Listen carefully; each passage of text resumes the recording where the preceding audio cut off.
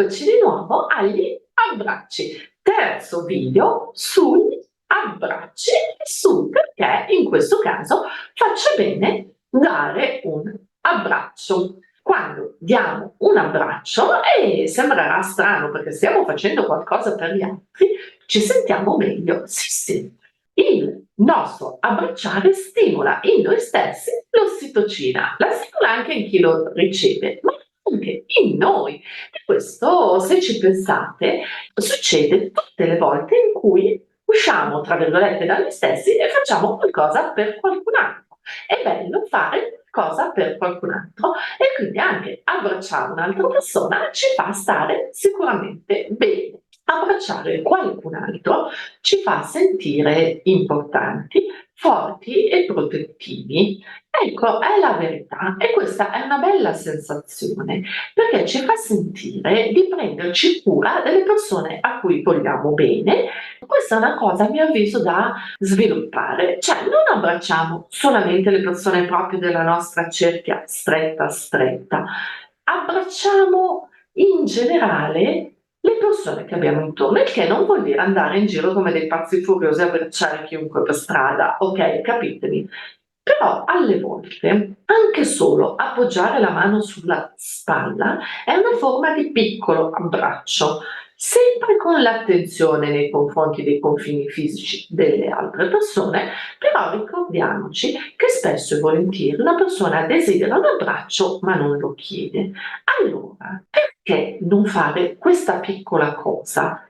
Guardate in faccia la persona e dite: mi sembra tu abbia veramente bisogno di un abbraccio. Posso? Fate capire di avere un'apertura e un'attenzione nei confronti di chi avete davanti e chiedete posso, che è la gentilezza appunto nei confronti della fisicità dell'altra persona e dell'espressione dell'altra persona che potrebbe non essere la nostra, ma ricordatevi di proporre un abbraccio, perché prima di farlo la nostra testa deve imparare a pensare di abbracciarvi e ricordiamoci, va bene anche a noi. L'abbraccio contrasta la solitudine. Tante volte ci sentiamo noi soli e vorremmo noi un abbraccio. Allora, nel momento in cui noi abbracciamo, avete notato che di solito, 80-85% dei casi, l'altra persona ci riabbraccia. Sì, poi alle volte ci sono quelli che stanno lì come degli stoccafissi, portiamo pazienza, si scioglieranno anche loro. Comunque, nel momento in cui noi abbracciamo, veniamo riabbracciati e quindi questa sensazione di solitudine, prima di tutto, la chiediamo in noi facendo una cosa bella per la persona che abbiamo davanti. Stimoliamo il sistema immunitario, questo l'avevo già detto nel video sul ricevere gli abbracci. Proprio legato alla cura della prole c'è questo meccanismo. La mamma e il papà, nel prendersi cura del cucciolo, stimolano non soltanto il sistema immunitario del cucciolo, ma il proprio sistema immunitario, perché la natura dice: ti stai prendendo cura del cucciolo, anche tu devi durare nel tempo e devi durare in forze. E quindi il tuo sistema immunitario nell'abbracciare e nel genericamente prenderti cura proprio dal punto di vista fisico di un'altra persona viene stimolato, lavora meglio e noi stessi stiamo meglio proprio tecnicamente. L'abbracciare un'altra persona ci fa crescere a livello emotivo. Ci fa crescere perché? Perché andiamo a strutturare dei legami con le persone sempre più forti, ma soprattutto espressivi. L'abbraccio fa proprio parte di tutta quell'espressione non verbale, diretta, che al giorno d'oggi con il cellulare, i social, è venuta realmente meno.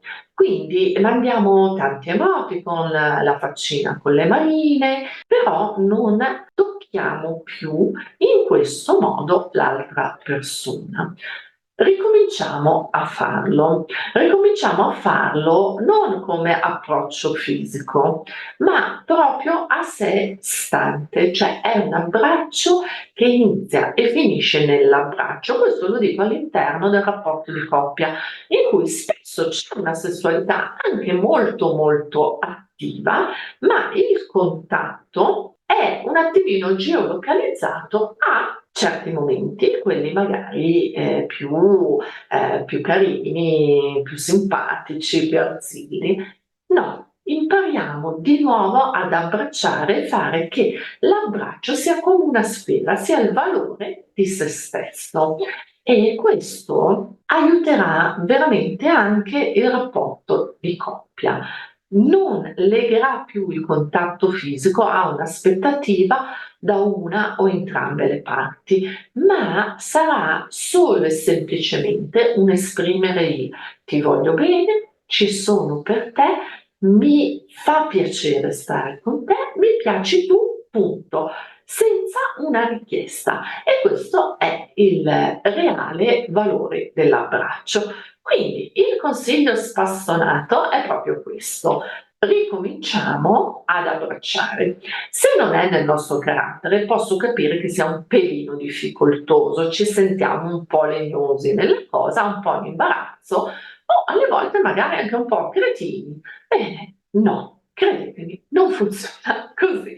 Su questo vi chiedo andate di fiducia. Ricominciate ad abbracciare, può essere una coccola al gatto, e prenderlo in braccio invece che fare solo la carezza.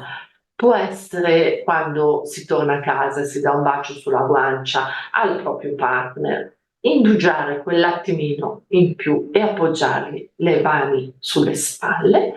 Può essere quando il nostro bimbo va a scuola, non soltanto appunto il bacio sulla fronte o la pacca sulla cartella, ma quei 30 secondi, magari nell'intimità di casa, perché a scuola da una certa età inizia a vergognarsi.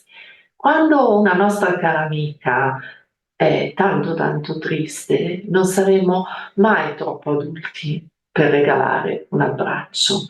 L'abbraccio è una delle cose più belle, pulite, forti e pieni di energia luminosa che possiamo regalare al prossimo, ed è gratis, non ci costa niente e stiamo, credetemi, facendo veramente uno dei più grossi regali che si possano fare a un'altra persona.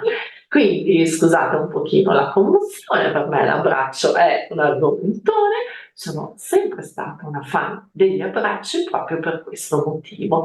Quindi se anche voi siete fan degli abbracci o se di contro vi lasciano un po' perplessi, scrivetemelo pure nei commenti. Può essere qualcosa che serve a tutti quanti e potrebbe dare uno spunto di differenti punti di vista su questo argomento.